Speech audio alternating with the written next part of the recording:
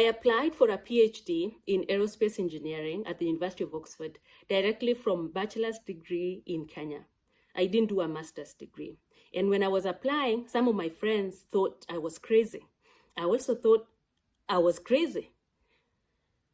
When I was applying, I was 23 years old. I earned my PhD at 28 years old. In other parts of the world, that is common. But in Kenya, we don't have a lot of people who have PhDs in their 20s. And so that was a significant achievement for me. When I graduated, while I was looking for jobs, I remember, by then I was 29 years old. And I saw this job advert. I was really interested in that company. It's a state agency in Kenya. And they were looking for a CEO. They listed all this, all those skills they are looking for in an ideal candidate. And among the thing that stood out for me was that they wanted someone with 10 to 15 years, I think it was, in public service, with public service experience. It made sense. I didn't have any of that, but guess what? I applied for the job anyway. I didn't have public service experience, but I had passion and audacity. I didn't get the job, but I'm told when they were going through the resume, they were seeing like 40 to 50-year-old males. And somewhere in the resume, they were like, what the heck? What is this resume doing here? It's a 29-year-old girl. Is she even okay? Like, she doesn't qualify for this job and whatever. But the CS, she was a lady that time. The CS asked someone to look for me because she was like, this girl is audacious and I want to see who this lady is. So when I went to see her at her office, she was like, yeah, I think you didn't get the job, but I just like your audacity. And so because of that, I'm going to add you to a few, like a group of women that I mentor. And so I didn't get the job, but I ended up being in a sphere or in close proximity with powerful women in Kenya going through this mentorship program. And it reminded me of this quote that I love it. I'm going to read it. I don't know who is attributed to, but I love it. Shoot for the moon. Even if you miss it, you will land among the stars. Today, let's talk about audacity. Audacity is that fearless confidence to go after the things you technically have no business going after, like the two examples I've just told you. But you go anyway. You go after them anyway, even if you don't look qualified on paper or if people think you are not qualified. It's not arrogance. It's not ignorance. It's just courage in motion. It's that decision to raise your hand, to apply for that opportunity, to build that company, to ask that crazy question, even if you are the least person or least qualified in that room. And here is what I've learned. Audacity will take you further than hard work and talent will alone ever will. And I want you to look around you. The world rewards boldness. At least that is what I've learned so far. I was reading Julia Cameron's The Artist Way, this book that I really like it. And I recommend everyone to read, at least if you're trying to build something. It propelled me and gave me a lot of confidence when I was building or going through my own journey, my artist journey.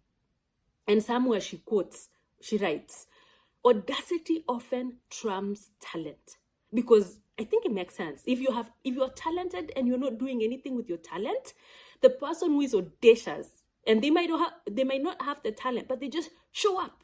They will defeat you. They will go further than the person with talent. And think about your classmates, about your colleagues at work, some of the public figures we know and admire. Sometimes, most of the time, they might not be the smartest, the most talented people in the world or in the room. But guess what? They dared. They were audacious. They showed up. They tried. They failed in public. They launched that podcast and YouTube channel and they told everybody that, guys, I have a life-changing idea. Follow me on this journey. audacity. Not everyone can do that. But if they failed, they succeeded. But that was, if they failed, they didn't stop. They kept coming back. And before long, they were successful. And we are asking ourselves, oh my God, we admire them. And we are like, they must be lucky. But not really. I think they've just been audacious and they keep daring and they never stop. You are not born with you are not born with audacity, and it's not reserved for extroverts and risk takers. Audacity, I think, is like a muscle. It's something you can build.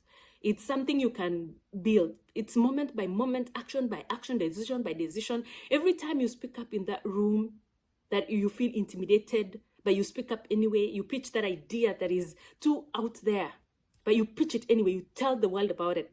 You say yes to something you feel you are not qualified or fully ready. You are training that muscle. You are training that boldness, audacious muscle, and it gets easier. It becomes who you are at some point. And now I want you to reflect. What is one thing you've been waiting to become ready to do? Or you feel like you are not deserving, you are not ready, you're not qualified, or you don't feel courageous enough to go after it. And I want to give you a challenge this week. Do one audacious, just one audacious thing this week. Apply for something you've been meaning to apply, that you've been scared to do. Ask someone for mentorship. Just go to LinkedIn, someone you've always admired, write a short paragraph and reach out to them. Ask them for mentorship. Ask them for advice. Ask them for 5 minutes to chat about something. If you don't have anyone, look for me. Send me a paragraph. I'm happy to help you to become audacious, to build that muscle. Launch that social media page. I know there is a business you've been meaning to start. The name is already in your mind, but you feel like it's not ready. I want you to launch it anyway. I mean, you can delete it after 2 weeks, but just try. Launch it. Tell people, hey guys, the idea is not solid yet, but I think in the next 2 months, I'm coming back. And this is what I'm planning to do with this page. That YouTube channel, it's very easy to create a YouTube channel. Just go to YouTube Studio and create a page. Post one. You even don't have to do like a video. You can just look for a nice quote and post it. There is a way to post a written thing and a picture. If you've been meaning to create a YouTube channel, just do that. Make a name, just post something. This week, I would like you to do just one audacious thing. And when you do, please let me know. Comment down below what thing you tried. I wish all of you an audacious week and an audacious month ahead. Until next time, take care.